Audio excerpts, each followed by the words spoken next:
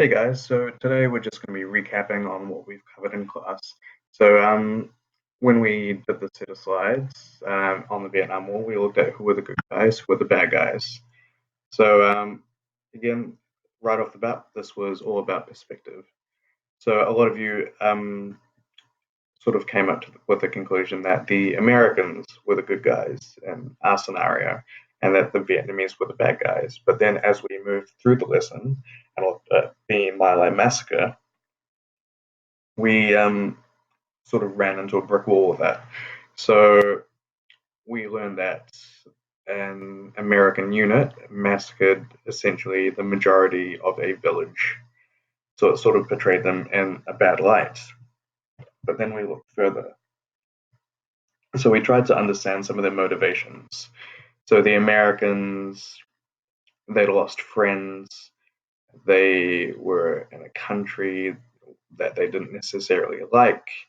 They thought that some of them thought that they'd be welcomed as liberators, as heroes, but they weren't necessarily treated that way. And others were just a little disgruntled over the whole affair.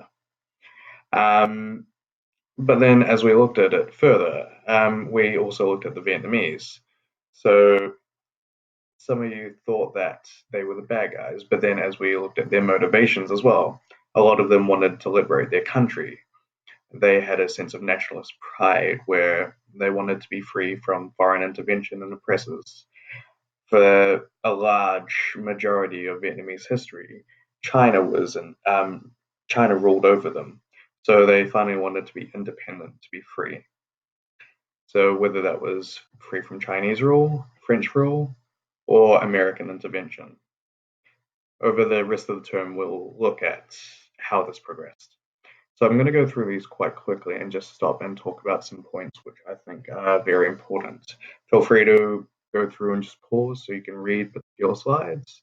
I won't go overly fast. So this is once again the achievement standard that we're doing. It's interpreting different perspectives of people in a historical event of significance to New Zealanders. So once again, perspectives is a point of view. And so depending on if you are an alien queen or grumpy cat, you will have a different point of view. So these are just some figures that we looked at in class. In 11 years, they dropped over 3 times the amount of bombs that they dropped in the entirety of World War II. We look at some of the casualty figures. The Vietnamese and Viet Cong lost 440,000. The Americans lost 56,000. And their allies lost 226,000. So that's a lot of loss of life. But even worse is 627,000 civilians and non-combatants died in North and South Vietnam during the course of the war. That is a terrible figure considering that these are supposed to be non-combatants, so those who do not fight. So we covered this in class. Why was America involved in Vietnam? Why were they there in the first place?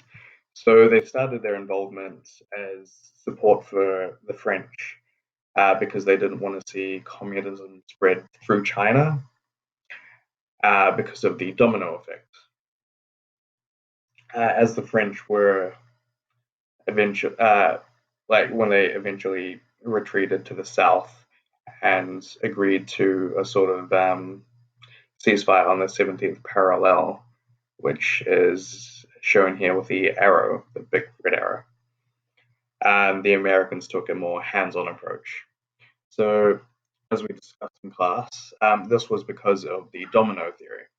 The domino theory, once again, is if communism could spread from Russia and China and go south through Vietnam, it could then spread through the Pacific. So it could spread through Cambodia, through Laos, it could go further down through Papua New Guinea, Australia, even to New Zealand. And once it hit there, there's no telling where it could go. It could even hit America. So they were worried about this. It could change their whole way of life, their way of thinking. So they wanted to sort of stop it in its tracks and contain it.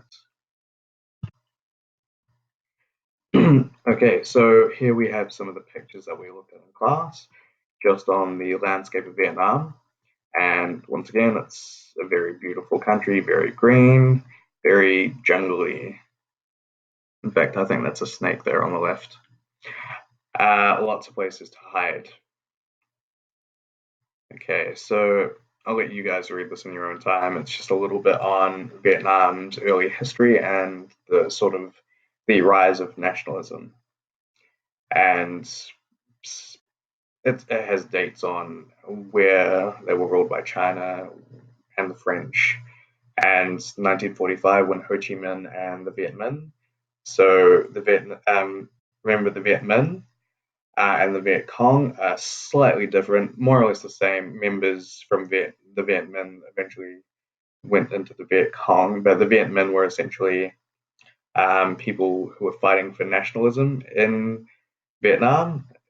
So they started in the north, whereas the Viet Cong were fighting for communism, which tied into nationalism as well, and they worked in the south and the north. So remember, when we look at Ho Chi Minh, he was a nationalist first, and then a communist. So although he was a communist, he still wanted to focus on nationalism. That was his priority. So he wanted Vietnam to be free. Okay. So we haven't covered Dien Bien Phu yet, but that is going to be the focus of your assessment. So it's sort of the French last stand in Vietnam before they pulled south. The Geneva Agreement is after Dien Bien Phu, and this is where they agreed to split Vietnam along the 17th parallel. And this is where we see Diem rise as a puppet leader of South Vietnam. So, although he was in charge, he sort of was installed to sort of report to the Americans and the French. Okay, just a little bit more on that. So, the Bay of Tonkin incident, that's where we see American involvement grow substantially. So we can look at that as the catalyst of the war. My Lai Massacre, we covered that in class. The Tet Offensive in 1968, that's another thing we're going to look at.